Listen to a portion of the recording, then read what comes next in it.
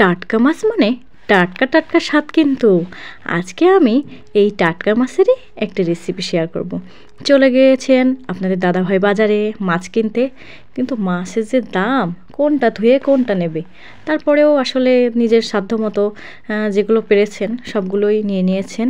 আসলে বড় মাছ সবসময় পাওয়া যায় বাজারে, কিন্তু আসলে সাধ্যমতো পর্তায় পড়ে না। যখন পর্তা পড়ে আজকে একটু কমে পেয়েছে, তাই মাছ কিনে নিয়ে চলে এসেছে। চলুন তাহলে এবার সবাই মিলে মাছগুলোকে কুটে নেব। আর এই টাটকা টাটকা মাছ দিয়ে যদি কোনো একটা সবজি দিয়ে রান্না করেন, তাহলে দেখবেন ওই মাছের ঝোল দিয়েই এক থাল ভাত, আপনি এক থাল কেন 2-3 ডাল ভাতও খেয়ে ফেলতেছেন, তখন বুঝতেই পারতেছেন না। মাছ তো নিয়ে এসেছে, এবার কুটাকুটির পালা। সবাই মিলে লেগে গেছি মাছ কুটতে। মাছ কোটা হয়ে গেছে, এবার চলুন রান্না করে ফেলি। প্রথমে আমি মাছগুলোকে সুন্দরভাবে লবণ হলুদ মাখিয়ে নিয়েছি।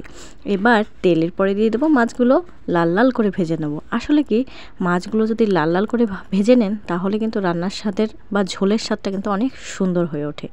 দেখুন আমি এইভাবে মাছের স্বাদ বাড়িয়ে নেব। এবার আমি কি দিয়ে রান্না করব? মাছ তো হলো, তাই তো শখের সবজি ক্ষেত থেকে ওলকপি তুলে নেব, আর এটা দিয়েই আজকে রান্নাটা চালিয়ে দেব। দেখুন টাটকা সবজি আর টাটকা টাটকা মাছের রেসিপিটা কেমন হবে বলুন তো, আপনারাই বলতে পারবেন কেমন হতে পারে। এবার আমি জিরা ফোড়ন দিয়ে দিয়েছি, কাঁচা লঙ্কা সাথে চই দিয়ে দিয়েছি, দিয়ে এবার সবজিটাকে ভালোভাবে সুন্দরভাবে লবণ হলুদ দিয়ে কিছুক্ষণ ভেজে নেব।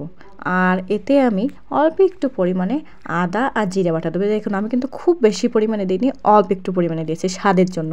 এবার ওলকপিগুলোকে আমি সুন্দরভাবে কষিয়ে নিয়েছি। এবার আমি জল দিয়ে দেবো। আসলে টাটকা মাছের পাতলা পাতলা ঝাল ঝাল ঝোল হলে কেমন হয় বলুন তো, একদমই কিন্তু জমে যায়। এবার আমার ঝোলটা কিন্তু ফুটে উঠেছে, দেখুন খুব সুন্দর। এবার আমি দেখে নেব যে আমার ওলকপিগুলোকে খুব সুন্দরভাবে সিদ্ধ হয়েছে নাকি। এবার আমি মাছ ভাজাগুলোকে এর মধ্যে দিয়ে দেবো। আমি তো বলেছি যে আসলে পাতলা ঝোলের স্বাদই আলাদা, তাই জন্য আমি ঝোলটাকে পাতলা পাতলা ঝোল রাখবো। দেখুন আমার কিন্তু ঝোলটা প্রায় হয়ে এসেছে। যেহেতু আমি মাছ দিয়ে দিয়েছি, তাই কিছুক্ষণ আমি একটু জাল দিয়ে নেব। আসলে মাছটা তো কড়া করে ভেজে নিয়েছিলাম, তার কারণে একটু ভালোভাবে জাল দেব। দেখছেন ঝোলের কালারটা কত সুন্দর এসেছে। তাহলে বলুন কেমন হয়েছে আজকে রেসিপিটি, অবশ্যই কিন্তু সবাই কমেন্টে জানাবেন।